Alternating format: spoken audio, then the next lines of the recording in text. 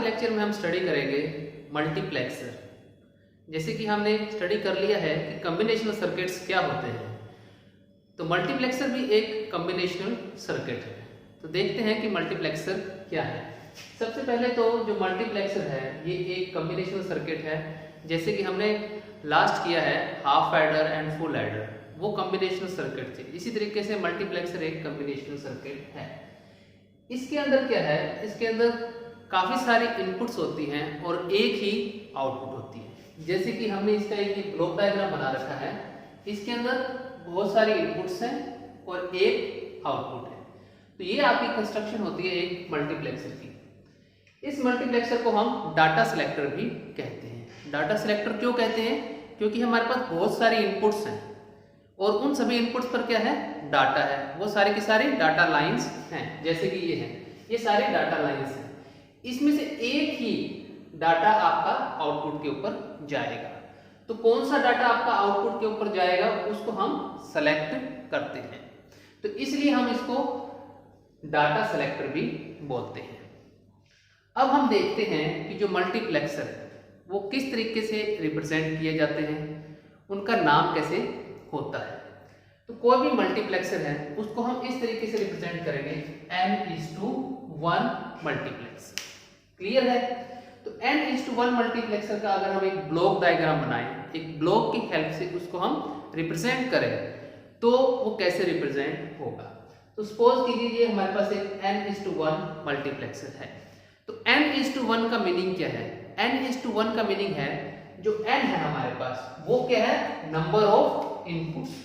सो n क्या है, is equal to number of inputs. Clear है? और 1 का मीनिंग क्या है, आउटपुट। एक आउटपुट है इसकी और n इसकी इनपुट्स हैं। और यहां पर हमने लगाई हुई है m क्या है, सेलेक्ट लाइंस। m हमारी कितनी है, सेलेक्ट लाइंस है। तो जो सेलेक्ट लाइंस है वो है m। इन सेलेक्ट लाइंस का काम क्या होता है? इन सेलेक्ट लाइंस का काम है कि इनमें से कौन सी इनपुट को हमें सेलेक्ट करके आउटपुट पर पहुंचाना है। क्लियर है? तो कोई भी हमारे पास अगर n:1 मल्टीप्लेक्सर है तो उसके अंदर n आपकी नंबर ऑफ इनपुट्स होंगी और m number of select lines होंगी और एक इसकी आउटपुट होगी। क्लियर है? आपको ये डायग्राम याद रखना है किसी भी जनरल मल्टीप्लेक्सर के लिए। अब इसमें जो n और m है इनके अंदर एक रिलेशन होगा। वो रिलेशन हमारा क्या होगा, 2m is equal to n। ये हमारा रिलेशन रहेगा किसके अंदर, इनपुट्स के अंदर और सेलेक्ट लाइंस के अंदर। ये आपको याद रखना है, 2m is equal to n। तो अब सपोज कीजिए हमारे पास एक मल्टीप्लेक्सर है जहां हमारे पास n is equal to हमने ले लिया 16। अगर n is equal to 16 है तो जो आपका मल्टीप्लेक्सर है वो क्या हो जाएगा, 16:1। जैसे हमने यहां देखा n:1 था, तो n अगर 16 ले लिया तो उस मल्टीप्लेक्सर का नाम क्या हो जाएगा, 16:1 मल्टीप्लेक्सर। और मल्टीप्लेक्सर को हम शॉर्ट में मक्स भी लिख देते हैं। इसको शॉर्ट में क्या लिख सकते हैं, मक्स। तो ये अगर 16:1 मल्टीप्लेक्सर है हमारे पास तो इसके अंदर सेलेक्ट लाइंस कितनी होंगी, तो वो कैसे पता लगेगा, m निकालना है हमें, नंबर ऑफ सेलेक्ट लाइन। तो हमारे पास रिलेशन क्या है, 2m is equal to n। n हमें पता है कितना है, 16। सो 2m is equal to 16। इसको क्या लिख सकते हैं, 2⁴। so 2m is equal to 2⁴। so m कितना आ जाएगा, m is equal to 4। तो अगर हमारे पास एक 16:1 मल्टीप्लेक्सर है तो उसके अंदर सेलेक्ट लाइंस हमारे पास कितनी होंगी, 4 होंगी। क्लियर है? तो यहां से हमें पता लग जाएगा कि सेलेक्ट लाइंस हमें कैसे निकालनी है। एक बार जब हमने सेलेक्ट लाइन निकाल ली तो फिर हम मल्टीप्लेक्सर को डिजाइन कर सकते हैं कि मल्टीप्लेक्सर की इंटरनल स्ट्रक्चर वो कैसी है। अब हम 1 by 1 मल्टीप्लेक्सर देखेंगे जैसे कि हमारे पास डिफरेंट टाइप के मल्टीप्लेक्सर हो सकते हैं। कौन कौन से मल्टीप्लेक्सर हो सकते हैं? अभी हमने देखा n:1 मल्टीप्लेक्सर है, तो हम कौन कौन से मल्टीप्लेक्सर डिजाइन कर सकते हैं? एग्जांपल्स क्या हो जाएंगे इसके? जैसे 2:1 marks, 4:1 marks, 8:1 marks, 16:1 marks, 32:1 marks, 64:1 marks. इस तरीके से आपके जितने मर्जी आप मार्क्स डिजाइन कर सकते हैं। तो n यहाँ पर हमेशा क्या होगा? 2 की पावर के फॉर्म में होगा। जैसे 2 की पावर 1, 2 की पावर 2, 2 की पावर 3, 2 की पावर 4, 2 की पावर 5, 2 की पावर 6। तो इस तरीके से ही आपकी मार्क्स की नंबरिंग होगी या मार्क्स का नेम होगा या मार्क्स की डिजाइनिंग होगी। अब हमने ये जो मल्टीप्लेक्सर्स के एग्जांपल लिखे हैं, इनको हम वन बाय वन देखते हैं कि किस तरीके से इनका ब्लॉक होगा, उसके अंदर की स्ट्रक्चर कैसी होगी, इसकी डिजाइनिंग किस टाइप से होगी। तो सबसे पहला एग्जांपल हम लेते हैं 2:1 मल्टीप्लेक्सर का। तो फर्स्ट इज 2:1 मार्क्स। तो सबसे पहले हम क्या करेंगे, इसमें हम देख लेंगे n कितना है। n क्या है? Number of inputs. n हमारे पास कितना है यहाँ पर? Here n is equal to 2, यानी कि नंबर ऑफ इनपुट्स। क्लियर है? m निकालना है हमें। m कितना है? तो m कैसे आएगा? 2 raise to power m is equal to n। So 2 raise to power m is equal to n कितना है? 2।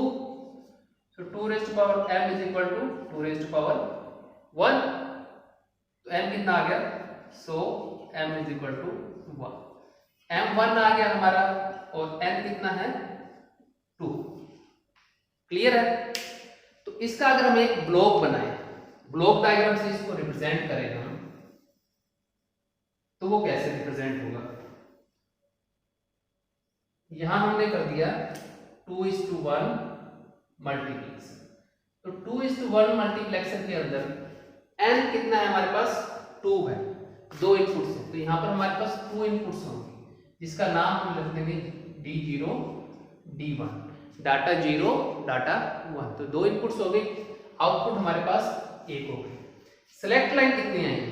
m इज इक्वल टू 1 आया। तो यहां पर हमारे पास एक ही सेलेक्ट लाइन आएगी। m कितना आया है? 1।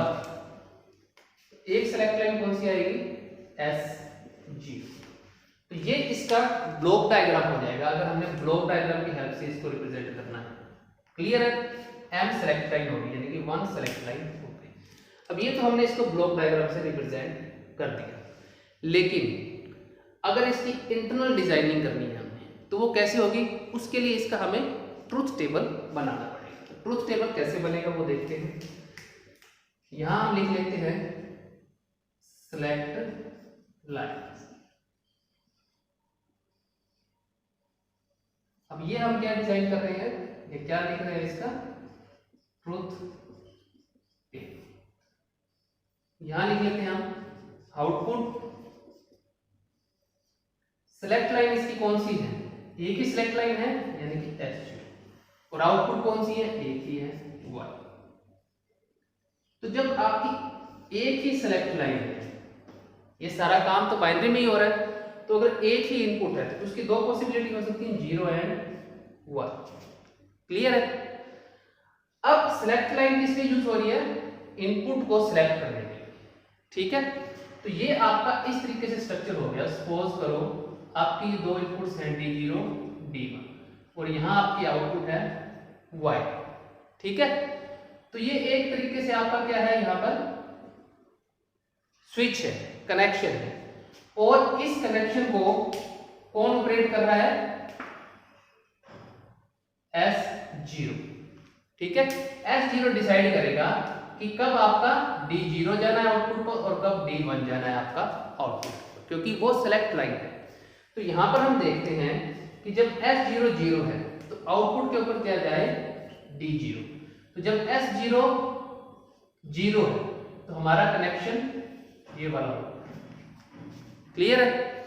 और जब S0 1 है तब आउटपुट पर क्या जाए? D1। उस टाइम हमारा कनेक्शन क्या हो जाएगा?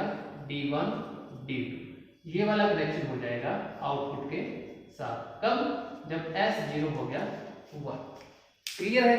तो ये हमारी दो पॉसिबिलिटी हो गई यहाँ पर। S0 0 है तो D0 आउटपुट के साथ कनेक्टेड है, S0 1 है तो D0 D1, तो D1 आपका कनेक्टेड है आउटपुट के ऊपर। क्लियर है ये चीज? तो इसको हमने ट्रुथ टेबल के अंदर लिख दिया। जब S0 0 है तो आउटपुट D0 आ गई, S0 0 है तो आउटपुट क्या आ गई? D0। S0 जब 1 है, S0 जब 1 है तो आउटपुट क्या आ गई? D1। आप इसको अच्छे से समझ लीजिए 2:1 मल्टीप्लेक्सर को। अगर ये आपको क्लियर हो गया तो बाकी के जितने भी मल्टीप्लेक्सर है उनका प्रोसीजर सेम ही रहेगा। किस तरीके से सेलेक्ट लाइन से आउटपुट को आप सेलेक्ट कर रहे हैं इनपुट से कनेक्ट करने के लिए। क्लियर है ये चीज? तो ये इसका ट्रुथ टेबल हो गया। अब ट्रुथ टेबल की हेल्प से हम आउटपुट जो है आपके पास y, उसको हम कैसे लिखेंगे? तो यहां हम लिख लेते हैं आउटपुट को y। इसको कैसे लिखेंगे? देखिए, ये 0 है तो इसको हम लिख सकते हैं S0 बार, और ये 1 है तो इसको लिख सकते हैं S0, क्योंकि 0 को बार से रिप्रेजेंट करते हैं और 1 को सिंपल। तो y इज इक्वल टू क्या आ जाएगा? D0 into S0 bar plus D1 into S0।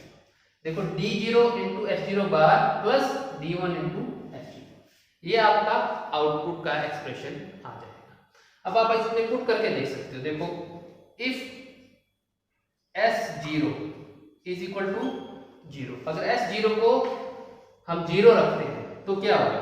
देखो, S0 को 0 किया तो 0 का बार प्लस D1 इंटू 0, ये 0 हो जाएगा और 0 का बार 1 हो जाएगा। तो यहाँ क्या बचा? तो y इज इक्वल टू क्या आ गया? D0 आ गया। और इफ S0 को आप 1 कर देते हैं तो क्या हो जाएगा? y इज इक्वल टू ये आ जाएगा D0 इंटू 1 का बार प्लस D1 इंटू 1 का बार 0 हो जाएगा, 0 इंटू समथिंग 0, और D1 इंटू 1 D1, ये क्या आ जाएगा? D1। तो जब S0 1 है तो y D1 आ गया, S0 जब 0 है तो y D0 आ गया। क्लियर? तो ये एक्सप्रेशन आपका इस ट्रुथ टेबल के अकॉर्डिंग बन गया है। ठीक है? तो ये आपका एक्सप्रेशन आ गया। अब हमने क्या करनी है? इसकी डिजाइनिंग कैसे होगी? तो ये एक्सप्रेशन हमने लिख दिया, इसको मैं रब कर रहा हूं इसकी डिजाइनिंग के लिए। अब देखिए डिजाइनिंग कैसी होगी। दो एंड गेट लगे हुए यहाँ पर, एक एंड गेट ये लगा दिया हमने, एक एंड गेट ये। ठीक है? इस एंड गेट की इनपुट क्या है? एक तो D0 और इसकी क्या है? D1। ठीक है? एक आपके पास सेलेक्ट लाइन है जिसका नाम है S0, इसके अंदर सेलेक्ट लाइन का बार है तो आपने यहां पे नोट गेट लगा दिया और ये दे दिया। इसके अंदर सेलेक्ट लाइन का डायरेक्ट है तो S0, तो ये क्या आ गया आपका? D0 इंटू S0 बार, और ये आ गया D1 इंटू S0। फिर इन दोनों का क्या किया हुआ है? और यहां पर हमने लगा दिया एक और D, तो ये आउटपुट आ गई y equal to D0 S0 bar plus D1 S0। Clear है? तो ये आपकी डिजाइनिंग होगी इस 2:1 मल्टीप्लेक्सर की। किस तरीके से 2:1 मल्टीप्लेक्सर का इंटरनल सर्किट होगा, ये हो जाएगा। क्लियर है चीज? अब इसमें हम एक चीज की और बात करेंगे, एनेबल इनपुट की। एनेबल इनपुट क्या है?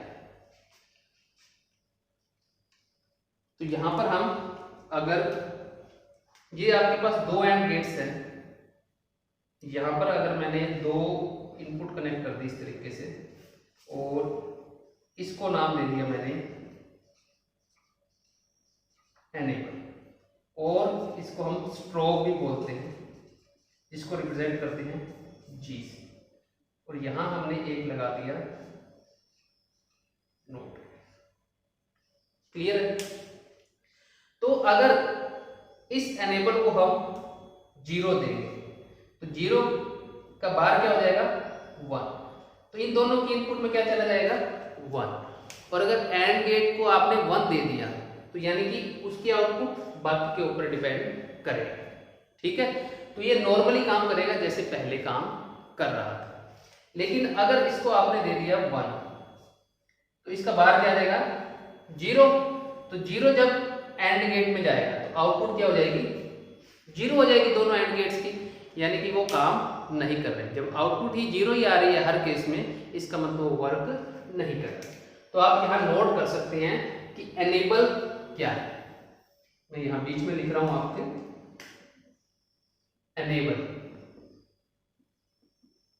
एनेबल इनपुट, और इसको बोलेंगे हम स्ट्रोब, जिसको रिप्रेजेंट करेंगे जी। ठीक है, तो ये क्या होगी, it is an active low input. मैं इसको रब बाकी को इसलिए नहीं कर रहा क्योंकि इसी के ऊपर बेस्ड हम नेक्स्ट मल्टीप्लेक्सर करेंगे। It is an active low input, it is used to enable a multiplexer. ये मल्टीप्लेक्सर को एनेबल करने के लिए यूज होगी, और एक्टिव लो है मतलब कि 0 पे काम करे। तो यहां पर हम अगर ये लगा दे, यहां इसको बबल से रिप्रेजेंट करेंगे और यहां लिख देते हैं हम जी। ठीक है, जी लिख दिया यहां पर, यानी कि एनेबल इनपुट, या ई से भी रिप्रेजेंट कर सकते हैं आप एनेबल। ठीक है, तो ये बबल रिप्रेजेंट कर रहा है आपका नोट गेट, और जी आपकी स्ट्रोब इनपुट एनेबल होगी।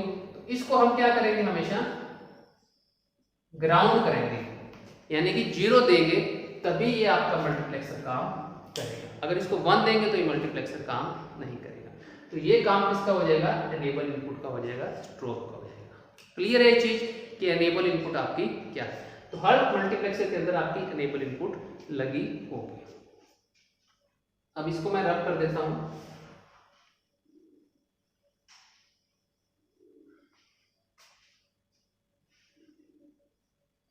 ये अब हमने कर लिया 2:1 मल्टीप्लेक्स। नेक्स्ट हम करते हैं 4:1 मल्टीप्लेक्स।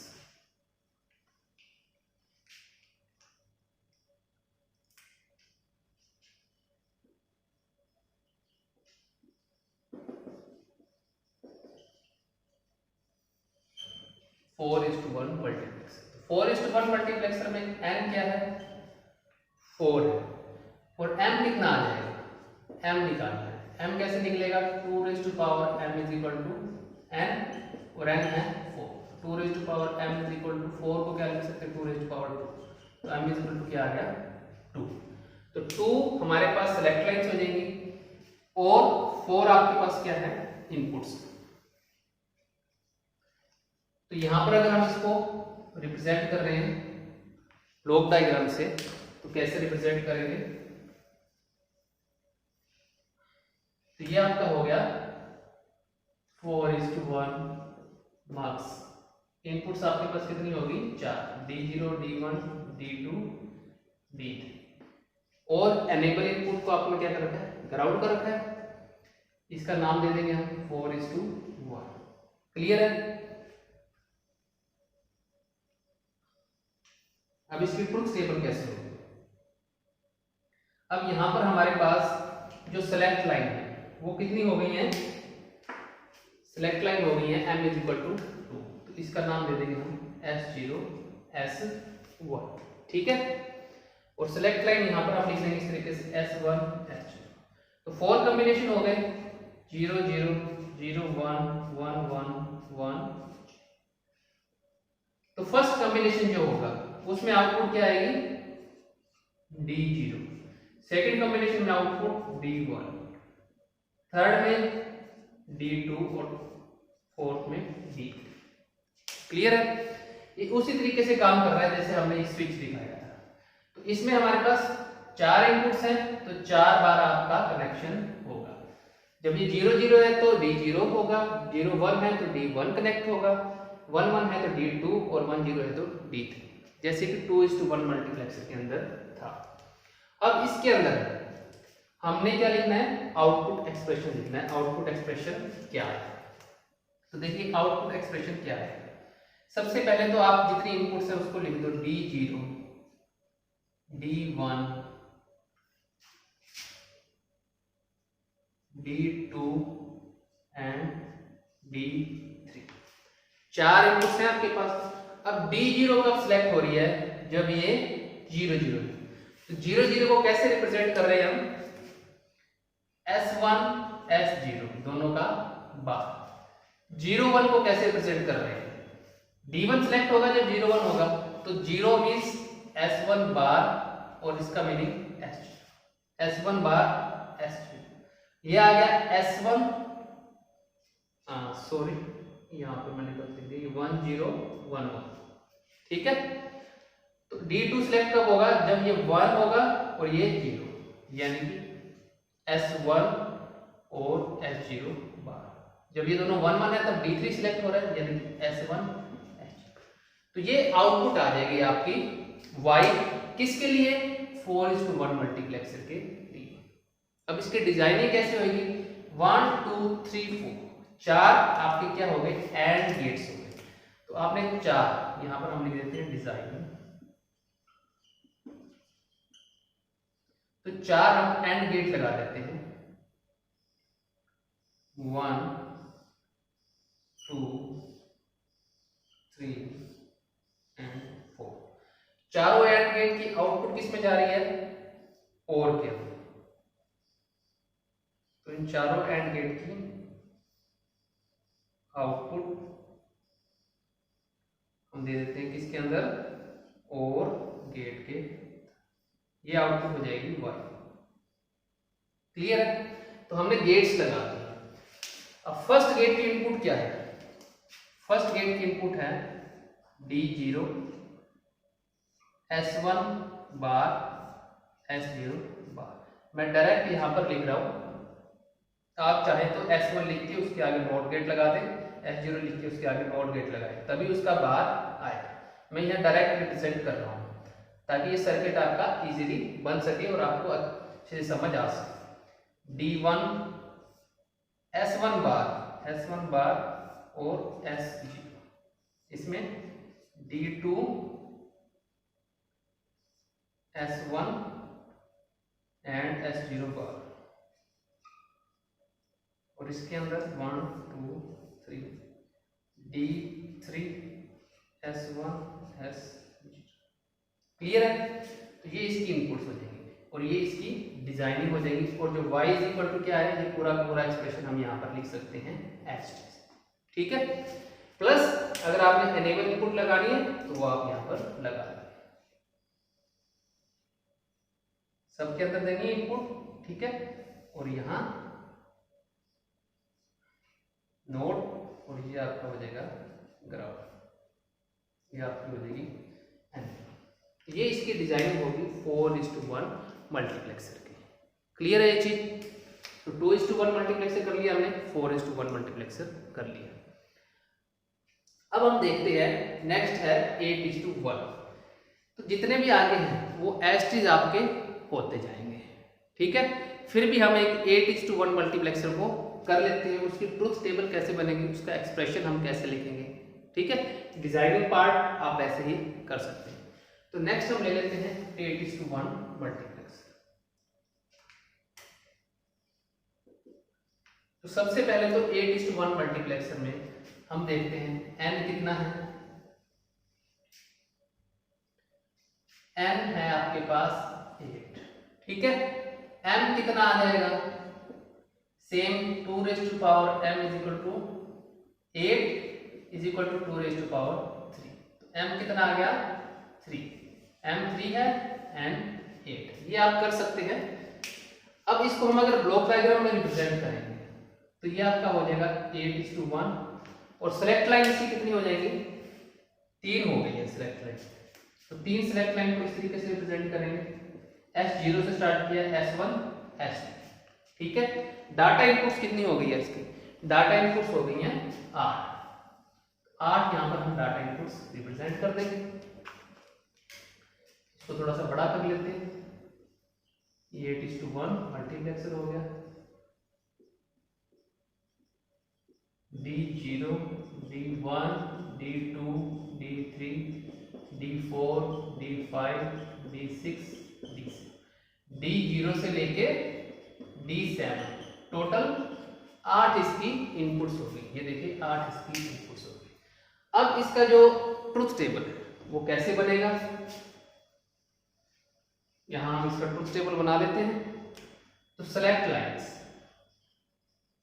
लाइंस कितनी हो गई, S2, S1, S0, और यहां आपकी आ गई आउटपुट सिर्फ आपकी Y।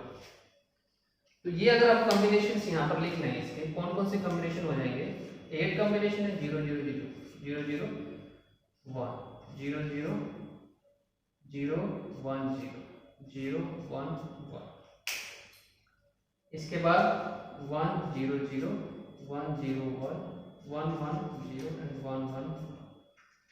एक कॉम्बिनेशन एक इनपुट को सेलेक्ट करेगा।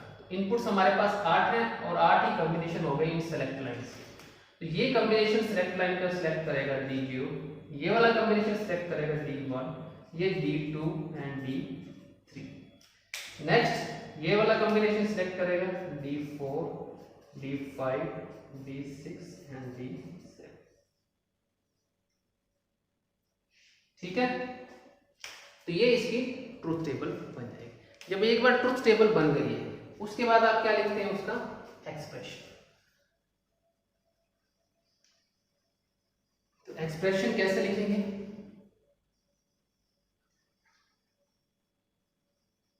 एक्सप्रेशन लिखने के लिए सबसे पहले तो इनपुट्स लिख लिए हमने, प्लस कर दिया। तो D3 के बाद क्या आएगा, plus D4 plus D5 plus D6 and plus D7।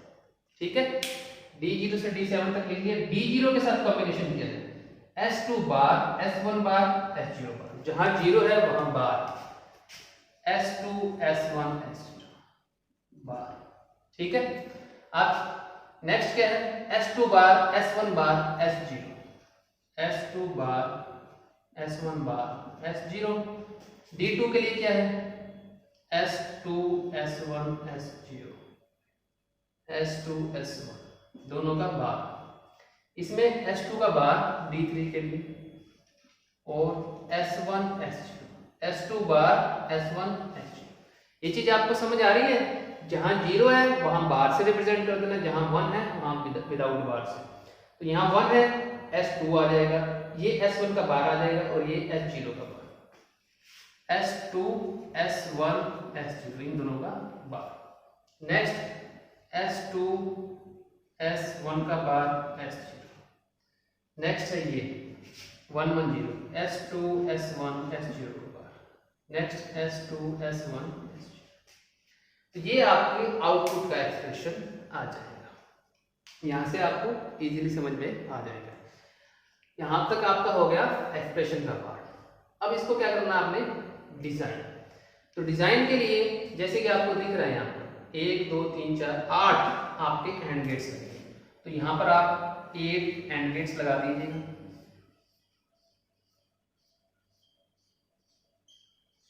ये आपके 8 एंड गेट्स हो गए।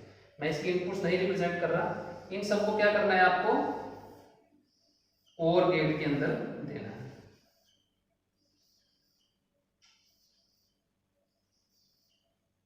तो यहां आपका हो जाएगा एक और गेट, और ये आ जाएगी आउटपुट y। तो ये इसका डिजाइनिंग पार्ट हो जाएगा। 4 4 सभी की इनपुट्स हैं।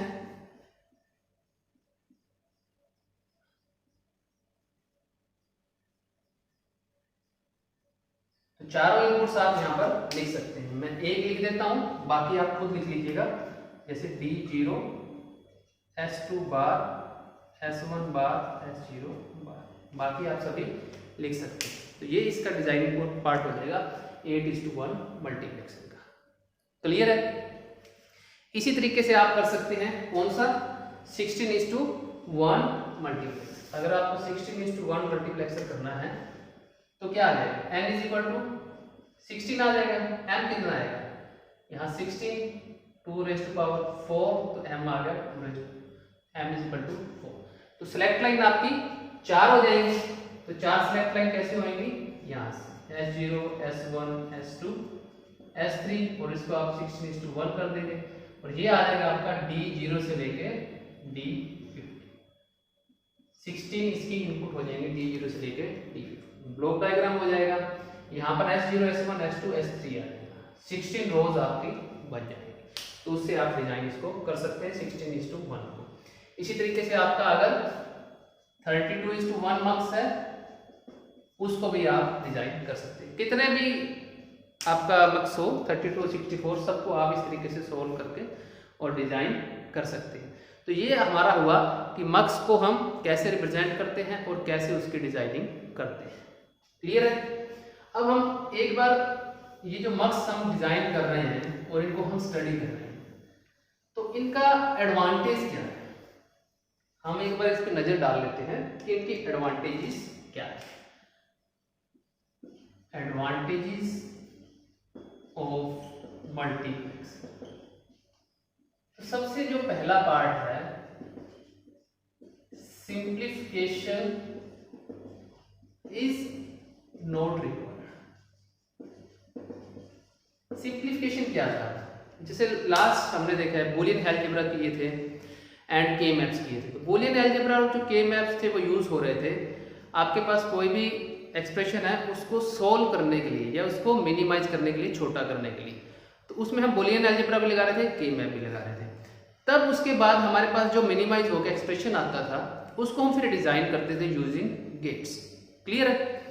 लेकिन जो मल्टीप्लेक्सर है इसमें आपको एक्सप्रेशन को सोल्व करने की जरूरत ही नहीं है, यानी कि उसको मिनिमाइज करने की जरूरत नहीं है। आपको जो भी आपको एक्सप्रेशन दिया है डायरेक्ट उसको आप डिजाइन कर सकते हैं यूजिंग मल्टीप्लेक्सर। क्लियर है। So there is no need for the simplification of the logical expression. This is its first advantage. Okay, ये कैसे करते हैं इनको हम एग्जांपल्स की हेल्प से देख सकते हैं। सेकंड है simplification is not required, first point हो गया। सेकंड आपका हो गया डिजाइन इज सिंप्लीफाइड।